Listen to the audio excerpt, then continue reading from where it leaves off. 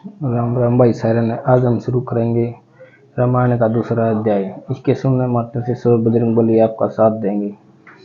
सभा में विश्वामित्र द्वारा दशरथ से राम का मांगना। सभा में सभी वंशनीय महानुभाव पधार चुके थे। यह परामर्श सभा राजनीति और प्रशासनिक न होकर पारिवारिक थी, अतः केवल अति महत्वपूर्ण मंत्री और राजपुरोहित को निमंत्रण दिया गया था। गुरु वशिष्ठ वामदेव के साथ युज बलि काश्यप गौतम मार्कंडेय सत्यवान बैठे थे। उनके सामने सुपुत्र के सात मंत्री वर्ग में दृष्टि जयंत विजय सुराष्ट्र राष्ट्रवर्धन अकोप धर्मपाल बैठे थे।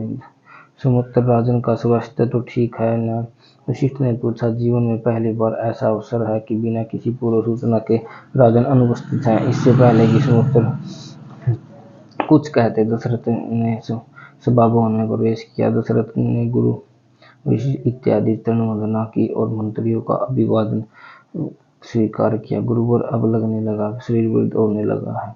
दशरथ ने हाथ जोड़कर मुस्कुराते हुए वशिष्ठ से कहा, राजन, यह बात तो तुम्हें दर्पण ने बताई होगी चिथा से, और इसके साथ ही सभी मुखव्यास के काफी फैल गई। दर्पण ने नहीं गुरुवर, निंद्रा ने बताया है। अब निंद्रा शरीर को अपने प्रभाव में लेने लगी है। दशरथ ने अपनी असमर्थता के माध्यम से अपने देर से आने का कारण कहा, किंतु यह तो युवाओं का लक्षण है। राजन, तुम पुनः युवा होने लगे हो, क्योंकि निद्रा तो युवाओं पर छाई रहती है। वृद्धों के पास तो निद्रा फटकती भी नहीं। पुनः युवा होने की बधाई हो। वशिष्ठ के हंसते ही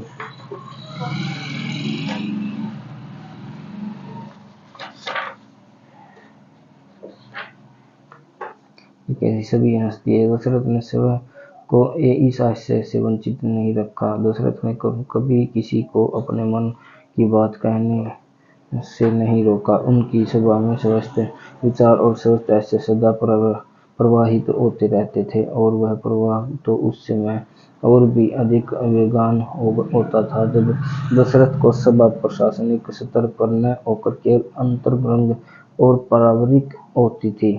उस सभा में राजधर्म की मर्यादा और अनुशासन का बंधन नामात्र का होता था। जो राजकुमारों के विवाह की चर्चा फिर कर लेंगे।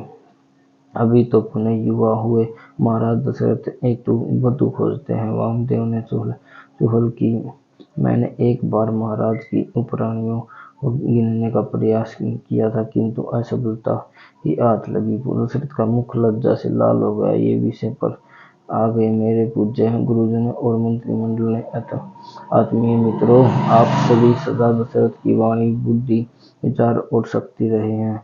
आपकी निष्पाप लोभ और निस्वार्थ सत्य मंत्रणा से ही अयोध्या की प्रजा संसार में सर्वाधिक सुखी और सुविधा संपन्न है। आपको प्रभाव से ही यह अयोध्या नगरी स्वर्ग आभा की भी धूमिल करती है। यहाँ सभी सत्यवादी, सत्यप्रिय, अहिंसक और स्वस्थ हैं। अपनी प्रजा में महान गुण देखकर मैं आनंदित हूँ। आपके दूरदर्शी और सर्वभूतु सुखी की नीति के कारण समस्त प्रजा के पास सुंदर और भव्य घर हैं, आभूषण है, खाने को सुंदर प्रचुर आहार है, सुंदर और मूल्यवान वस्त्र हैं। सरिताओं के सरोवरों का जल मीठा और शक्तिवर्धक है। रोग शोक नाम का कोई विषय यहाँ नहीं है। जुआ, चोरी, अपहरण, वेश्यावृत्ति इत्यादि अपशगुन वाली घटनाएं अयोध्या में कभी नहीं घटी। दशरथ अपने स्थान से उठे, और यह सब आप सभी के अथक और अपूर्व प्रयासों का सफल है। दशरथ ने उपस्थित जनों के सम्मुख हाथ जोड़कर उन्हें अपने मस्तक पर लगाया और भाव विह्वल होकर बोले, आप सभी के आशीर्वाद से मुझे न केवल 4 सुपुत्र ही प्राप्त हुए, बल्कि चारों के ही परस्पर प्रेम रखने वाले, प्रजा का हित साधने वाले सदाचारी राजकुमार बने। राजा का यदि एक भी पुत्र उपद्रवी हो जाए तो राज्य पर विपदा आ जाती है।